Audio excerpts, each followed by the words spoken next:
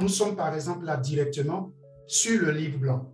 Et sur le livre blanc, parce que c'est ça qui est la référence dans tout l'écosystème, c'est ça qui est la boussole qui nous permet de nous orienter, parce que c'est sur ça que les gens se basent pour venir voir le projet et pour comprendre le projet et pour faire confiance en ce projet. Et c'est sur ça qui est la boussole. Donc, je viens ici juste pour montrer déjà le nombre de pièces du EDAM. Le EDAM, c'est le coin et en même temps la smart chain. Comme vous pouvez le voir là, voilà par exemple les références. Et simplement, il est important de savoir, c'est la blockchain. Donc, de la même manière, vous avez par exemple sur Tron TRC20 ou bien sur Binance BEP20. De cette même manière aussi, vous aurez par exemple ici le NRC20. Ça, c'est la référence du réseau de EDAM par rapport à sa blockchain. Et donc, il aura 200 millions de pièces, comme vous avez dit tout à l'heure, effectivement, qui seraient là. Et donc, il faut savoir, à ce niveau, il y a 57 millions de pièces qui ont été mises, par exemple, comme vous avez vu ici, qui ont été mises en vente pour l'ICO. C'est bien précisé. Regardez bien ici, vente privée de l'ICO. Mais sachez-le qu'il y aura une vente publique. Pour le moment, ça c'est la vente privée au niveau de la plateforme, au niveau du back-office. Et donc, sachez-le de la même manière qu'il y a eu aussi le listage, c'est-à-dire le ECF, il y a eu d'abord la vente privée. Il y a eu d'abord le airdrop, premièrement, où des gens, parce qu'ils ont compétit, parce qu'ils ont participé au développement, à la connaissance de la société, ils ont eu des airdrops, des pièces gratuitement. Ça, c'était le airdrop. Vous connaissez les airdrops tous. OK. Maintenant, il y a eu la vente privée. La vente privée, ça s'est passé sur ce back-office. Ou par exemple, ça s'est passé en 3 périodes pour le ECF. Il y a eu d'abord une première vague où ça coûtait 0,015. Après une deuxième vague où ça coûtait 0,02 $. Ou après la troisième où ça coûtait 0,0, je crois 0,0 combien là, et 3 $. Et donc, de manière évolutive, le prix a augmenté pour pouvoir permettre. Mais, comme vous avez bien spécifié tout à l'heure, il y a une équipe qui travaille aujourd'hui, où des choses qui se sont passées auparavant ne seront plus permises. Où aujourd'hui, on n'a plus droit, je crois que nous avons déjà parlé de ça, nous avons déjà apporté des points de précision sur ce domaine. Qu'il n'y aura aucun ambassadeur qui va vendre des pièces aujourd'hui.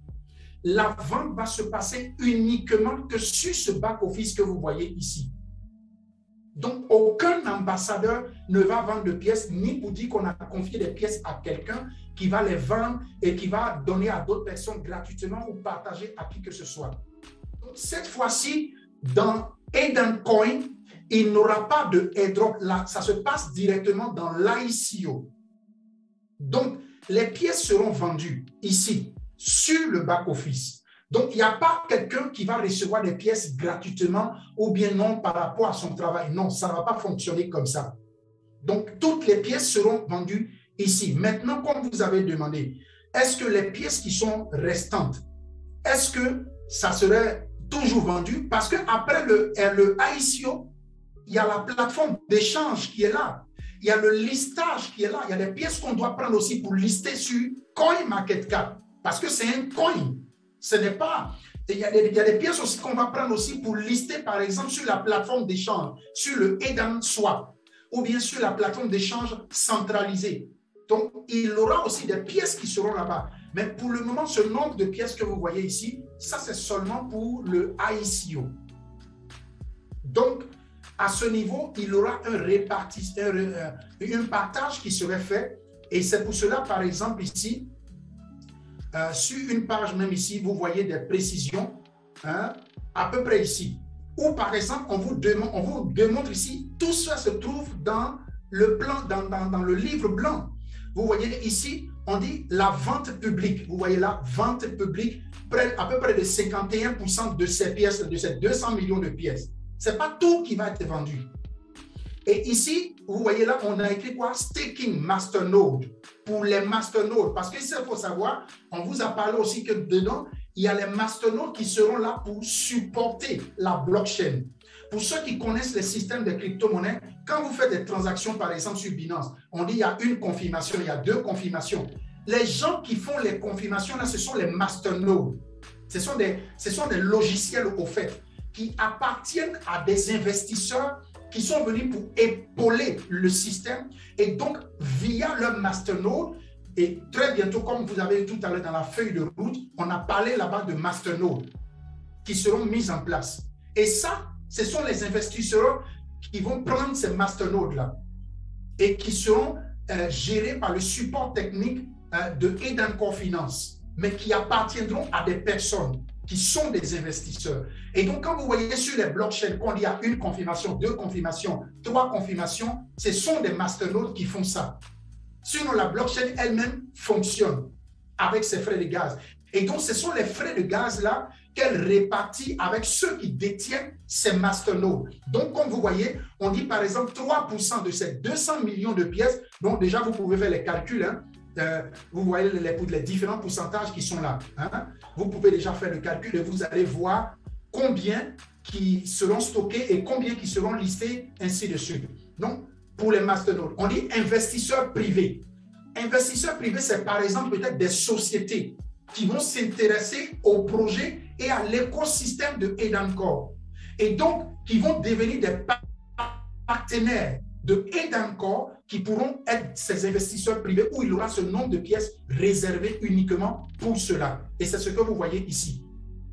Et le marketing, ça c'est par exemple tout ce qu'aujourd'hui, par exemple, parce que là on n'a encore rien commencé, ce n'est que le début. Donc imaginez-vous que demain, il y a des choses de campagne de télé, à la télévision, à la radio, ainsi de suite. Tout ça, ça aura besoin nécessairement de finances. Et donc, c'est de ça qu'on parle, puisque cette pièce aura une valeur déjà par rapport aux investissements, aux capitalisations qui vont rentrer dans son intérieur. Et donc, c'est ce qu'on appelle le proof of stake, qu'on appelle selon la capitalisation de l'offre et la demande. Bon, ici, je ne vais pas rentrer dans les détails. Donc, voilà un peu. Et ici, on dit recherche et développement. Il y aura 5% qui seraient mis de côté pour cela. Parce qu'on vous a parlé, quand vous lisez le projet, il y aura par exemple ici à ce niveau, je vais vous montrer. Ici, on dit par exemple des guichets automatiques. Ça, ce sont des choses qui vont se développer au fur et à mesure des temps. Pas maintenant, mais le projet est énorme. On dit par exemple usine automobile, puisqu'on parle de blockchain, on parle de technologie. Parce que la technologie blockchain, ce n'est pas seulement pour les crypto-monnaies. Il faut que les gens comprennent ça. C'est aussi pour l'école, c'est aussi pour la santé, pour tout ce qui est domaine de santé publique, où on peut gérer via la blockchain les dossiers, les systèmes qui sont dans les systèmes informatiques. Tout ça passe aussi par la blockchain. Donc, tout ça est compris à l'intérieur. Donc, c'est pour cela que vous voyez, très important que toutes les pièces ne sont pas... et c'est pour cela que c'est réparti à ce niveau, comme je suis en train de vous montrer. Et ici, on parle de protection. Protection, c'est-à-dire le budget sécuritaire de Edencore Finance. Il faut garder une certaine somme de côté au cas où. On ne sait jamais, puisque c'est une société. Et donc, selon les pièces, puisque ça aura de la valeur, ça serait listé. Et donc, Edencore fait confiance en sa pièce. Donc, 10%, comme vous voyez là. Et on parle de l'équipe. C'est maintenant pour la question dont vous parlez tout à l'heure. Donc, quand on parle de l'équipe, ce n'est pas tout de suite qu'ils vont recevoir cela. Ça serait mis de côté. Mais, comme je vous rassure, pour dire que ce n'est pas des pièces qu'ils vont recevoir, puis du jour au lendemain, quand ça serait listé, ils vont prendre pour les vendre. Ça, c'est impossible. Les erreurs du passé sont les erreurs du passé et ça ne va pas se reproduire. Et ça, il faut être clair là-dessus. Comme vous voyez, on parle de 5%. On dit développeurs. Développeurs, ce sont maintenant les ingénieurs, parce que M. Kofi Alexandre ne peut pas être seul pour gérer ce système. Il a besoin des ingénieurs en informatique sécuritaire comme lui, qui vont tester le système, qui vont attaquer le système pour vérifier. Et c'est ça qu'on appelle des développeurs aussi comme lui, qui vont tester, checker le système pour voir est-ce que ce système tient. Et c'est ce qu'on appelait, vous avez vu premièrement, dans la feuille de route, on a parlé, j'en profite en même temps pour vous expliquer toutes ces choses parce que c'est important pour garder la confiance des gens et pour voir que le projet, il est transparent. Et c'est pour cela qu'on exhorte toujours les gens d'aller lire la feuille de route, la feuille qui est le plan business que vous voyez ici, que je suis en train de vous montrer. Et c'est important. Et donc, tous ces développeurs doivent être aussi payés, mais c'est mis de côté. Et vous voyez, voilà ici, tout est détaillé ici en bas, dans ce tableau. Dans ce tableau. Vous voyez ici, on dit par exemple, si non verrouillé, ça, ce sont par exemple pour les masternodes. Pour les masternodes, ça va appartenir à des gens parce qu'ils vont payer de l'argent pour avoir des masternodes.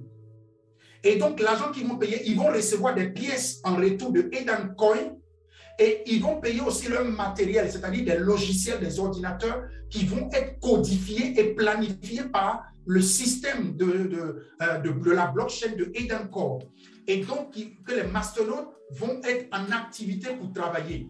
Et donc, c'est pour cela, vous voyez ici en haut, ici, c'est écrit ici verrouillé, non verrouillé, parce que ça serait donné. Donc, on parle de marketing, ainsi de suite, voilà. Maintenant, à partir de la recherche, vous voyez que c'est écrit ici verrouillé.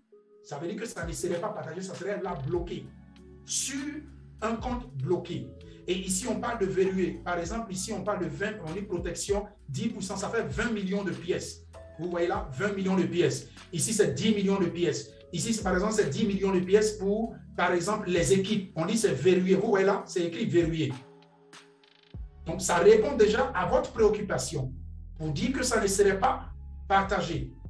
Voilà. Donc, ce sont des choses qui sont très importantes à bien préciser. Ça serait verrouillé. Même les ambassadeurs, quand ils vont recevoir les pièces là, ça serait verrouillé. Personne ne va prendre ces pièces pour aller, le jour que ça serait listé, il va les vendre. Donc, les ambassadeurs, à bon entendeur, salut. Payez vos pièces. Donc, n'attendez pas les pièces de votre travail pour dire non que, ah non, quand je vais recevoir les pièces, en même temps, non, ça c'est, vous êtes trompé. Comme on dit souvent en Côte d'Ivoire, vous avez tapé poteau. Voilà. Et donc, ici, on dit développeur. Vous voyez, 10%. C'est quoi? Ça serait verrouillé. Donc, ce n'est pas des pièces que même les développeurs vont recevoir, puis du jour au lendemain, ils vont aller vendre. Donc, c'est clé ici, déjà sur la feuille de route. Est-ce que vous voyez? Donc, voilà, je ne vais pas être long là-dessus. C'était important que j'apporte ces précisions pour que les gens sachent. Parce que souvent, les détracteurs, les gens qui ont vu ce projet et qui l'ont abandonné en route, aujourd'hui, commencent à baver, commencent à regretter. Et donc, ils cherchent toutes les voies et moyens pour attaquer aujourd'hui ce projet, même sans savoir réellement sur quoi il se base.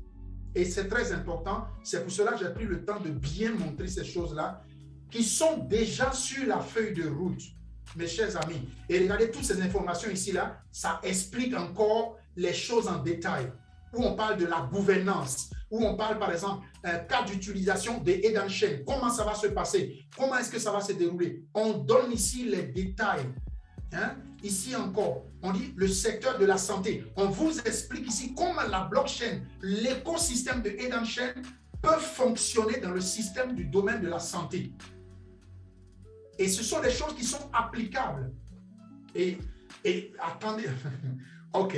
Donc voilà, ça c'est pour la première chose. C'est pour la première chose. Et c'est très important. Il y a quelqu'un qui écrit des messages, c'est pour cela que je lis en même temps. Et maintenant, par rapport à la deuxième question. Bon, là, pour le moment, il n'est pas obligé. Le brûlage, je vais vous dire, la technique du brûlage des pièces, ce n'est pas obligé. Ça peut être fait comme ça peut ne pas être fait. Mais ce n'est pas obligé. La technique du brûlage, et souvent, ça peut être efficace comme ça peut ne pas aussi être efficace. Les brûlages sont faits juste simplement pour réduire le nombre de pièces qui sont en circulation pour permettre à ce que la valeur soit simplement boostée. Et ça peut fonctionner comme ça peut ne pas fonctionner. Donc, il faudrait comprendre déjà que le système de brûlage, ce n'est pas forcément quelque chose qui est obligatoire. Ça peut être fait comme ça peut ne pas être fait. Donc, voilà un peu. Par exemple, pour le ECM, ça a été fait parce que la plateforme avait constaté qu'il y avait beaucoup de pièces en circulation par rapport au capital qui était là. Et donc, pour permettre à réduire le nombre de pièces et pour pouvoir permettre que le marché soit fructueux.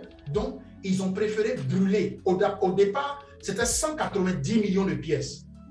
90 millions de pièces ont été... 180 millions, c'est ça, non? Oui, 180 millions. 90 millions de pièces ont été brûlées. Et après, 5 millions ont été brûlés et il est resté aujourd'hui 85 millions.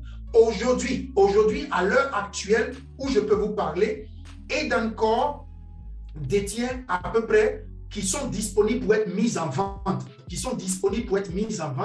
Il faut savoir que Edencore détient simplement à peu près de 27 millions, je crois. Attendez, je vais venir là sur partie holder. Ici, là, nous sommes sur BC Scan. Quand vous venez sur BC Scan, vous voyez là, voilà le smart contract qui détient les pièces entièrement qui peuvent être vendues par Edencore. C'est ici, les 27 393 000 pièces. Les 3 portefeuilles que vous voyez ici en haut appartiennent à Edencore. Tous les portefeuilles que vous voyez ici en bas appartiennent à des holders. Les gens qui pensent que la crypto-monnaie n'évolue pas, le ECF n'évolue pas, ils se trompent. La pièce évolue. Tout ce que vous voyez à partir du numéro 4 ici, jusqu'à décembre, et actuellement, la pièce détient combien de holders? Elle détient plus de 1176 holders ici. 1176 holders. Et les transactions qui se passent actuellement, depuis que ça existe, il y a à peu près de 6092 transactions. Donc, pour dire qu'elle est fonctionnelle, il y a des transactions, ça fonctionne. Et la semaine passée, on n'était pas à 1176, ça a augmenté. Donc, c'est pour ça qu'on dit qu'il est important de communiquer sur le projet avec la vérité et avec la réalité du terrain. Et les 21 millions que vous voyez sur le deuxième wallet ici et les 15 millions sur le deuxième wallet ici, tout était déjà expliqué sur le livre blanc. Et on vous donne les détails même ici, à ce niveau. Je crois que ça doit être ça. Voilà. Ici, voilà les 180 millions qui étaient au départ. Et après, ça a été brûlé. Aujourd'hui, c'est devenu 85 millions. Et ici, voilà les airdrops. Il y a eu 1 million de pièces qui ont été partagées dans le airdrop. Ici, 2 millions qui ont été partagés aux partenaires. Quand on parle de partenaires, ça veut dire qu'ils ont pris de manière active. Ça, c'est pour le ECF que je suis en train de vous parler. Le Edencore Finance, qui est le ECF. Donc, le E, et puis C, et puis F. C'est pour ça qu'on appelle ça ECF, Edencore Finance. Ça, c'est le token. Et donc, ici, on dit équipe. Il y a eu 6 millions de pièces. Et c'est d'où vous avez parlé tout à l'heure, où il y a eu ces erreurs. Maintenant, trésorerie, ça c'est pour les raisons sécuritaires. Et c'est ça, vous voyez ici, 21 millions de pièces. C'est ça qui a été réservé. Ça ne bougera pas. Hein? Et vous voyez ici, on parle de marketing. C'est ici, là, les gens ont joué un peu au ping-pong. Ici, là, les 10 millions de marketing, là. Vous connaissez déjà l'histoire. On ne va pas revenir là-dessus. Mais ces erreurs ne vont plus jamais se répéter. Et ça, il faut que les gens le comprennent bien. Voilà. Et donc, voilà, par exemple, pour le listage de PancakeSwap, voilà, par exemple, les pièces qui ont été prévues. Et par exemple, le listage de EdenSwap, voilà, par exemple, vous voyez le nombre de pièces qui sont restées. Il y a à peu près de 27 millions. Donc, ce qui était prévu pour le PancakeSwap, ça a été déjà lancé, comme vous voyez. Et donc, à peu près bientôt, quand le EdenSwap serait mis en place, il y aura des pièces aussi qui seront lancées là-bas à ce niveau. Donc, tout est détaillé, mes chers amis. Et donc, par rapport au brûlage, pour répondre simplement, ce n'est pas parce que forcément il y a eu un brûlage. Ça peut arriver. Je ne dis pas non. On verra bien. Ça peut arriver comme ça peut ne pas. Mais vous devez comprendre que ce n'est pas vraiment forcément important. Maintenant, pour la dernière préoccupation, les pièces qui seront données, je crois que j'ai déjà répondu en même temps ça. Hein. Voilà. Donc, pour dire qu'il n'y aura pas de pièces qui seront données aux gens, toutes les pièces qui seront données ou bien par rapport au travail et ainsi aux développeurs que vous avez vu tout à l'heure, tout ça serait bloqué et c'est pour cela qu'on parle de plateforme d'échange centralisée, contrôlée par le système de Edencore, contrôlée par le système de la blockchain. Et donc, sur ce wallet-là, aucune pièce ne peut être swappée si, par exemple, ça est dans ce cadre-là que je vous ai montré tout à l'heure. Donc, voilà, chers amis. Donc, j'espère que M. Yanté, j'ai pris beaucoup de temps pour bien expliquer parce que j'ai vu que c'est important. Et c'est pour cela que je l'ai expliqué ainsi. Donc, j'espère que ça répond.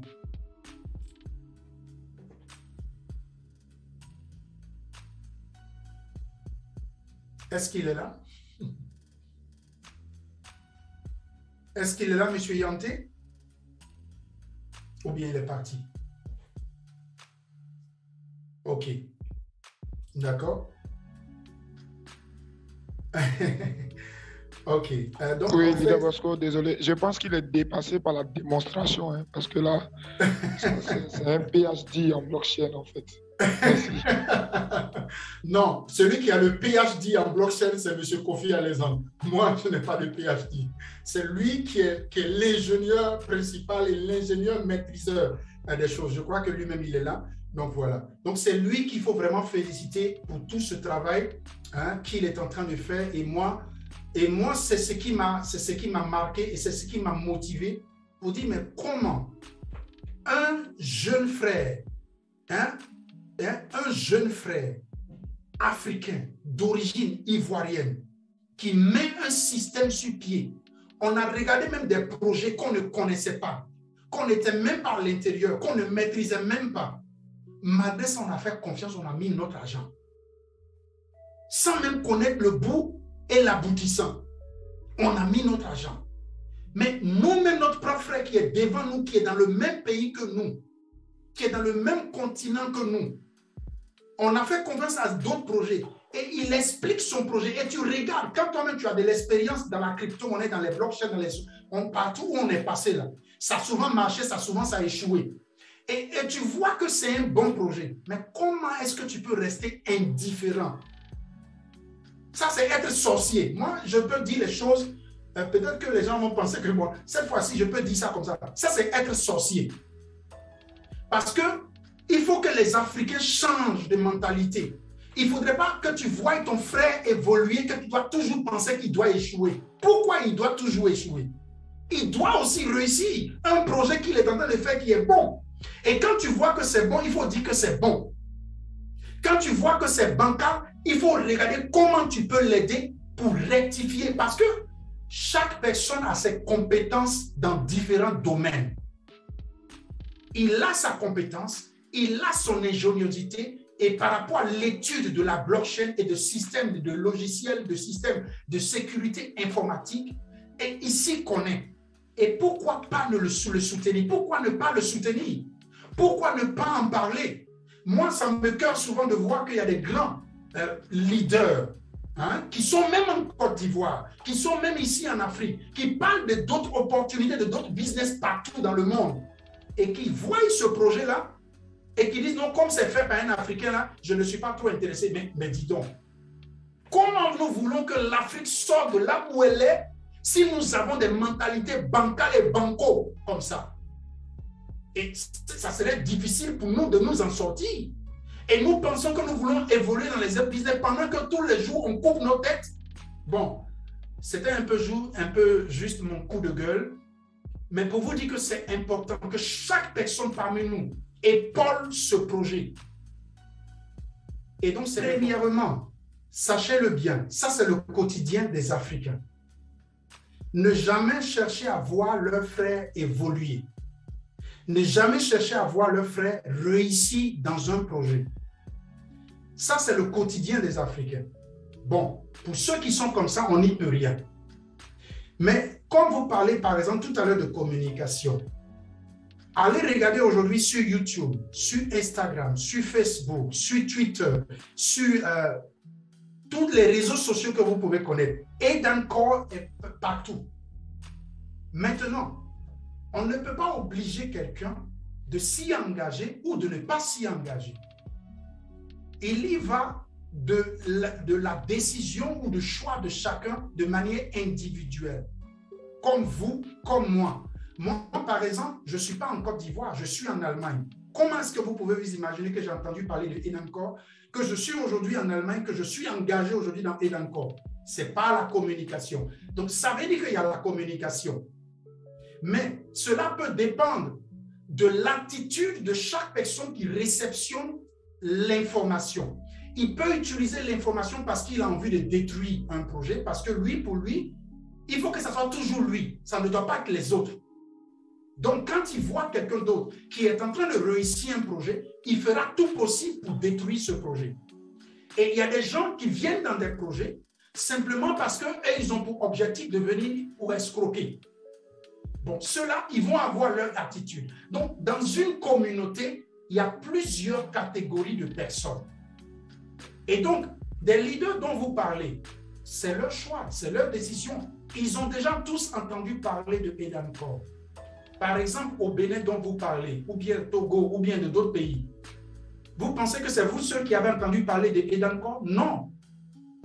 Mais il y a toujours des gens qui attendent pour voir d'abord, avant de pouvoir s'y engager. Moi qui vous parle actuellement, je vais vous montrer, parce que vous voyez, ce n'est pas quelque chose que je parle pour parler. Actuellement, je détiens plus de 5 millions de ECF. Pas parce que je n'étais pas là au départ du projet, c'est après que je suis venu dans le projet. Et ces 5 millions de pièces que j'ai, je les ai payées avec mon argent. Je le dis devant tout le monde, pas parce que je veux m'enorgueillir, mais je le dis pour vous faire comprendre de quoi je suis en train de parler. Je suis entrepreneur en ligne, je suis networker en ligne, je suis aussi sur YouTube, ainsi de suite. Comment vous pouvez vous imaginer? Pour ceux qui me connaissent, savent un peu. Mais quand j'ai vu ce projet, je dis, mais attention, c'est un projet qui est, vous voyez ici, ici. Ça, c'est ma position. Est-ce que vous voyez? Donc, c'est pour dire que les leaders dont vous parlez, les YouTubers que vous parlez, il y a des gens, eux, c'est l'argent qui les intéresse. Dès que tu vas leur parler d'un projet, ils disent, donc bon, tu me donnes combien? Dès que tu vas leur expliquer le projet, ils vont dire, mais moi, je mange combien dedans? Mais on n'est pas venu pour une histoire de mangement. Il faut travailler d'abord avant de manger. Tu ne travailles pas, tu veux manger. Donc, ce n'est pas comme ça se passe. Et les grands YouTubers que vous parlez, moi, je fais des choses. Je vais vous montrer. Voilà ma chaîne YouTube ici. Vous voyez toutes ces vidéos que je fais ici, là. Demandez à M. Kofi Alexandre. Il m'a donné combien pour ça? Je n'ai pas demandé 5 francs. Les vidéos que je fais, et même je vais vous montrer, bon, je n'ai pas envie de rentrer dans, mais je vais vous dire par là que c'est ça. Quand tu soutiens un projet, tu ne t'attends pas à quelque chose d'abord. Il faut que le projet puisse réussir. Et quand ça réussit, tu y engages ton énergie, tu y engages ta connaissance, tu y engages ton expérience. Vous voyez, sur les réseaux sociaux, il y a des publicités que je paye avec mon argent. Je ne demande pas 5 francs à Edancor Finance. Je vais vous montrer ici quelque chose. Regardez bien, pour vous montrer simplement, pour vous dire quelle est la différence. Quand tu veux soutenir un projet et que tu veux travailler pour aider un projet à avancer, tu ne le fais pas à cause de l'argent. Ça, par exemple, ce que vous voyez là, c'est ma page Facebook. Je vais vous montrer ça. C'est ma page Facebook, ici. Live ADV. J'ai plus de 1300 quelques poussées. Et j'ai commencé ça, cette page il n'y a pas trop longtemps. À peu près de 1368 abonnés. Mais je fais ici des publicités boostées. Ça veut dire que je paye les publicités. Mais je ne demande pas 5 francs à Edancor Finance. Je fais des publicités boostées sur YouTube pour que Edancor soit connu partout. Mais je ne demande pas 5 francs à Edancor Finance. Et ce message, par exemple, s'adresse aussi aux ambassadeurs, ceux qui veulent devenir ambassadeurs. Ça vous fait comprendre qu'il faut d'abord transpirer avant de manger, avant de faire réussir un projet. Donc, il faudrait que les gens comprennent que devenir ambassadeur, ça ne voudrait pas dire que demain, il faut attendre forcément à une récompense. C'est vrai, il y aura des récompenses, ça c'est clair. Hein? Mais ce n'est pas ça d'abord l'objectif. L'objectif, c'est de faire réussir ce projet. Est-ce que vous voyez? Donc, chers amis, comprenez bien ces choses. Hein? Que s'il y a des grands leaders, comme vous dites en guillemets, qui ne s'intéressent pas, toi qui es là, qui a commencé, écoutez-moi bien, quand Binance, c'est le monsieur de Binance là, quand il a commencé, qu'est-ce qui s'est passé? Les gens se sont moqués de lui. Quand il parlait que son réseau, blockchain, n'a pas devenu une grande blockchain, les gens riaient. N'allez même pas Alibaba. quand il a commencé, qu'est-ce que les gens n'ont pas dit de lui? Ils se sont moqués de lui.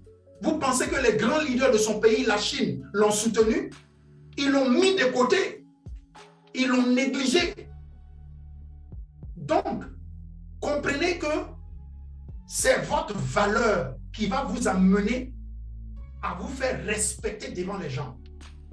Si aujourd'hui, le peu d'équipe que vous avez, mettez-vous en valeur, mettez-vous au travail. C'est ça qui va amener là. Et donc, c'est pour vous parler en même temps, quand vous étiez en train de parler tout à l'heure, de travailler. Mais nous travaillons. Nous communiquons. Vous voyez que nous faisons des vidéoconférences maintenant presque chaque semaine. Vous voyez que nous partageons, nous répondons aux questions dans le groupe Telegram à chaque moment qu'il y a des préoccupations.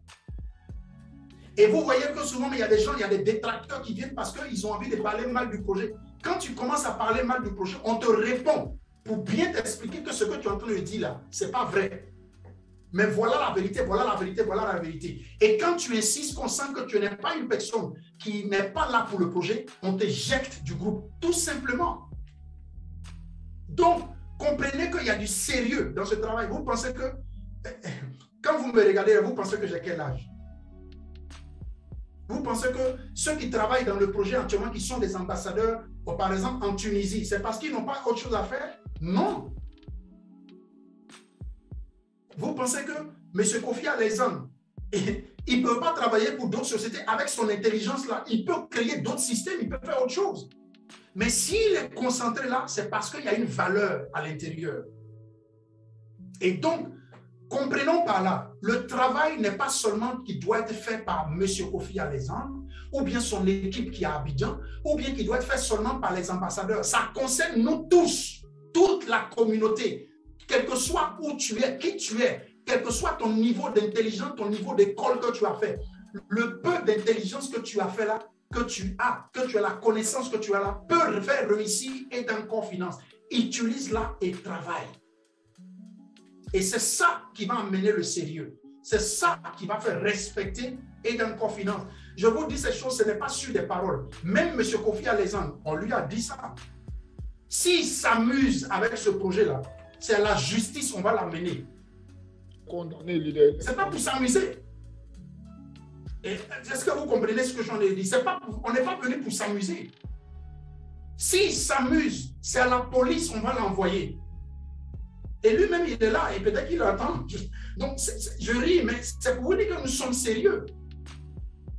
Et donc, c'est pour cela même, pour même appuyer encore là-dessus, pourquoi vous comprenez bien, chère communauté et chers amis, sur le back-office ici, là, ce n'est pas un ambassadeur qui va vendre, c'est Edan Core Finance qui va vendre. C'est eux qui vont recevoir la capitalisation.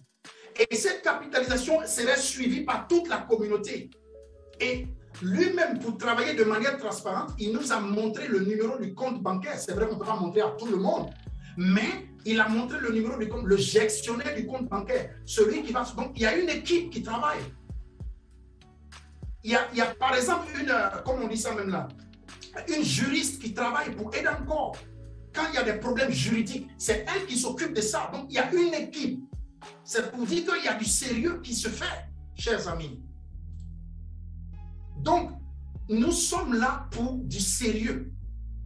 Ce n'est pas l'histoire, vous voyez, on parle de blockchain, on ne parle pas de token, on ne parle pas de token, on ne parle pas de crypto-monnaie qui va être listée sur une autre plateforme, mais on parle de la blockchain Edan Coin, Edan Share. Et je ne pense pas que lui-même, il est là pour jouer avec ce projet.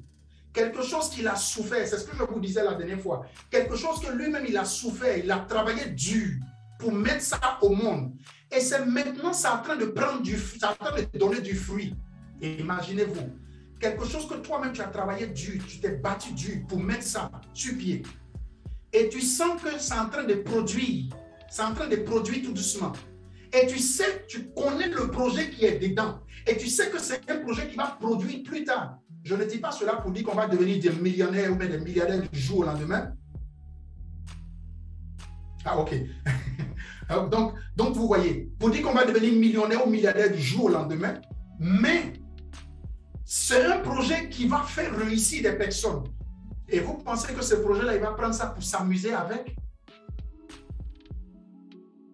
Et ce projet, c'est pas comme si c'est quelque chose qui est, non, c'est association des gens, ils ont fait. Non, c'est légal. Ça a un document officiel qui est reconnu en Côte d'Ivoire. Edencore Finance est enregistré en Côte d'Ivoire, est reconnu par le gouvernement ivoirien en tant qu'un système qui va travailler sur la blockchain, sur les crypto-monnaies, qui va créer une blockchain, ainsi de suite. Et donc, chers amis, comprenez bien cela. Nous travaillons sérieusement. Et comprenez bien, on ne peut pas aussi le faire seul. Et c'est pour cela qu'on parle de la communauté. On doit le faire ensemble. Et c'est pour cela qu'il y a le groupe Telegram officiel. Ou bien, même il y a la possibilité de crier sur le support technique quand vous avez des suggestions, quand vous avez des idées. Si vous voulez devenir ambassadeur, il y a des possibilités pour devenir ambassadeur. Si vous voulez faire des suggestions aussi, il y a des possibilités pour faire des suggestions. Mais sachez-le bien que Edencore Finance est venu pour faire du sérieux et pour travailler sérieusement.